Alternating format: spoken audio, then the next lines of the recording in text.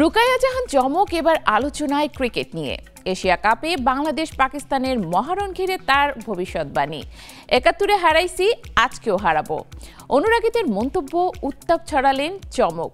এখন প্রশ্ন, তারই আশাবাদ কি সত্যি হবে? বাংলাদেশ কি পাকিস্তানকে হারিয়ে ফাইনালে পৌঁছাবে, নাকি সব হিসাব উল্টে যাবে আজ রাতেই?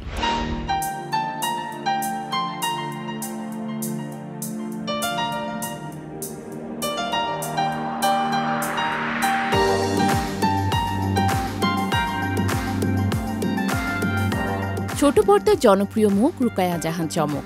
অল্প সময়েই অভিনয় দক্ষতা ও ব্যক্তিত্ব দিয়ে তিনি দর্শকদের মন জয় করেছেন। শুধু অভিনয়ে নয়, সামাজিক যোগাযোগ মাধ্যমেও তিনি সমান সরব। প্রায় নানা সামাজিক, সাংস্কৃতিক কিংবা সমসাময়িক বিষয়ে নিজের মতামত প্রকাশ করে থাকেন তিনি। এবারও তার ব্যতিক্রম হলো না। তবে বিষয়টা এবার অভিনয় কিংবা বিনোদন নয়, ক্রিকেট। এশিয়া কাপের গুরুত্বপূর্ণ ম্যাচকে ঘিরে চমক লিখলেন এক রোমাঞ্চকর ভবিষ্যৎবাণী।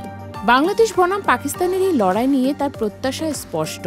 নিজের ফেসবুক পেজে চমক লিখেছেন, ৭১-এ হারিয়েছি, আজকেও হারাবো।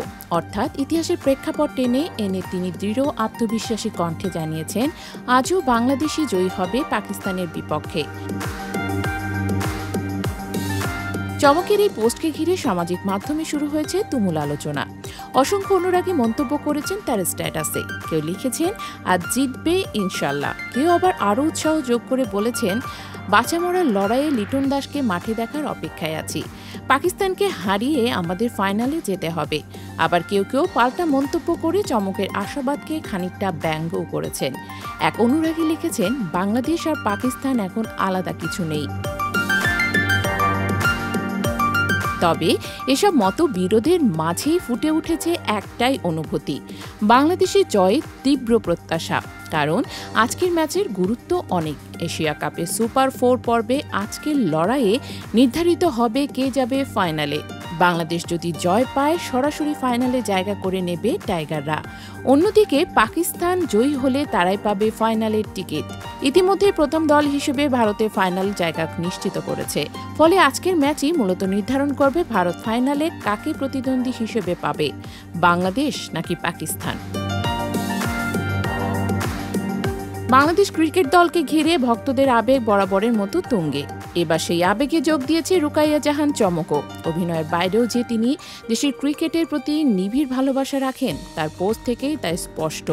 বিশেষ করে ৭১-এ হারিয়েছি, আবারও হারাবো, এই মন্তব্য তিনি শুধু খেলার ফলাফলের প্রত্যাশাই প্রকাশ করেননি, বরং ৭১-এর ঐতিহাসিক আবেগকেও টেনে এনেছেন। এই আবেগই ভবিষ্যৎবাণী ক্রিকেট ভক্তদের ভেতরে নতুন উত্তেজনা যোগ করেছে।